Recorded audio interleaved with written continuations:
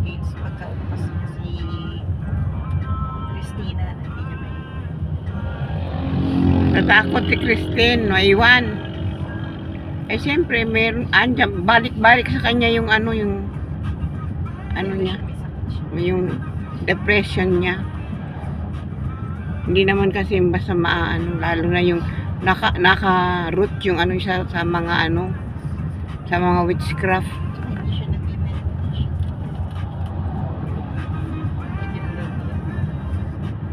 Si ano nga nun, si Jo. Oo. Talagang, tapos nag-ano siya, talagang mamamatay na ako, mamamatay na ako, sabi niya. Pero ngayon wala na. Wala na. Nagme-medicine pa rin siya. Wala na. Matagal na siya dapat hindi na nagme-medicine. Yun ang nakakainis doon eh. Pag yung government physician, siyempre, yung ngayon, ang doktor si G, bukas si F, sunod, kasi yung ang tawag doon, rotate. Walang hindi maganda kasi maganda yung isa lang na doktor ang titingin sa'yo. Ang yun lang papatuloy ng mga medicine mo. Tuloy-tuloy yung yung history mo. Kaya maganda din sa sa private. Yung doktor mo yun lang, hindi mag-iba ng doktor. Oo.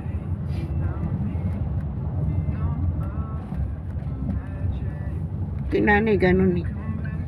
Yung nangyari nun, private na nga yun eh. Wala dun wala dun si Dr. Aaron. Iba ang mga doktor doon, ganun, nagro-rotate na. Minsan wala doon kasi mga lang siya, sila yung mga part-time. May clinic dito, sunod na araw doon sa ibang clinic. So may magpapatuloy may merong magkikita sa'yo, pero iba na doktor, aanuhin lang niya yung susundan lang niya yon. Tapos yung niya, ganun din pala, doble lang ng Ipalwit ka rin mo po. Paliwan man pinag-aralan nila. Oo nga.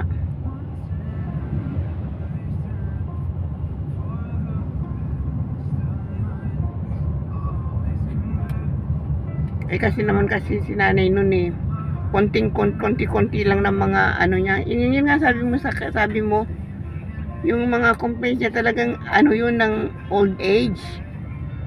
Pupunta agad yun sa kay Doc Aaron. Eh, idol niya yun. Hindi ang gasto ka. wala siyang bayad kay Doc Aaron. Pero yung mga gamot niya, bibigyan ng mga gamot. Tapos, sabi niya, sumasakit lalo yung ulo ko. Hindi na niya yun iinumin. Isa pa lang ang niya na take. Kaya ang mamahal nung pang headache lang. Mamahal.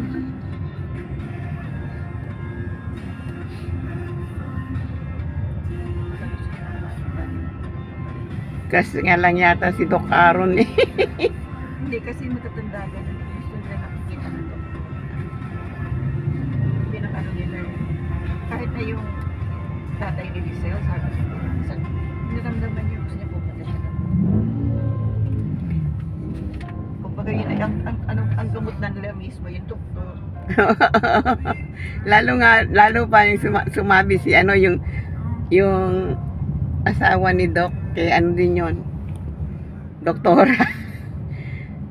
you need to to communicate every day.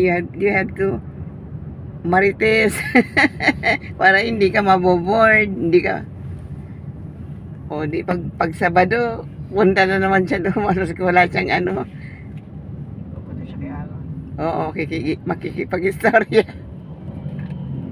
Kawawa na may ibang pasyente na kailangan